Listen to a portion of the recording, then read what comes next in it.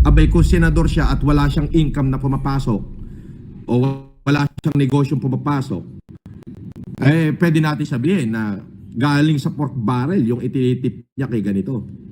Ngayon, kung sasabihin yung malaki siyang mag-tip sa Viva Max, wala akong nakikitang moral turpitude doon. Oo. Hindi naman sinabi ni Viva Max na nagbembangan kami. Wala namang ganon. Nag-tip lang. Maaaring generous yung tao.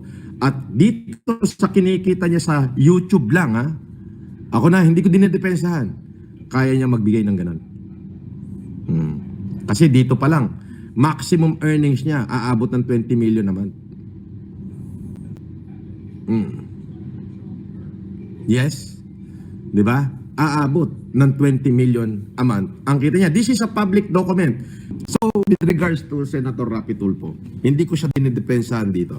Sinasabi ko lang na yung 250,000 kuno na to 300,000 kuno na sinasabi nyo na tip niya sa Viva Max is hindi natin pwede sabihin na yan ay galing sa pera ng bayan. Kasi pinakita ko na sa inyo, yung YouTube niya, kayang kumita up to 20 million pesos a month. Na-imagine mo ba yung a month? 20 million a month na income niya. Income niya, YouTube alone. Hindi biro yan, ayan o. Hindi yan biro, ayan o. Ano yan? Public document yan. Makikita nyo sa Social Blade. Tapos ang yearly niya, yearly estimated earning 323,000 to 5.2 million US dollar.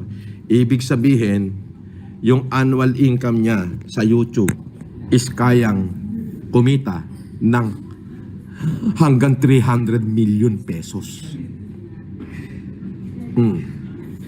So, no wonder, kaya niyang magbigay ng ganun. Hindi ba pwedeng generous lang siya? So, hindi natin pwede sabihin na kahit nagbigay siya ng ganun, hindi nyo pwede, man lang, sasagi sa isip nyo na yan ay pera ng bayan. Yes. Bakit? Dito pa lang, yung YouTube pa lang niya. Eh, paano pa yung mga business niya? Paano pa yung mga negosyo niya? Diba? Nakita mo? So, yun yung aking sinasabi na hindi ko siya dinidepensahan. Nagiging patas ako dito. Nagiging maayos lang yung kumbaga, bago tayo kasi humusga, i-analyze muna natin yung tao. Ano ba meron sa taon to? Saan ba yung income nito? Abay, kung senador siya at wala siyang income na pumapasok o wala siyang negosyong pumapasok, eh, pwede natin sabihin na galing sa pork barrel yung itinitip niya kay ganito.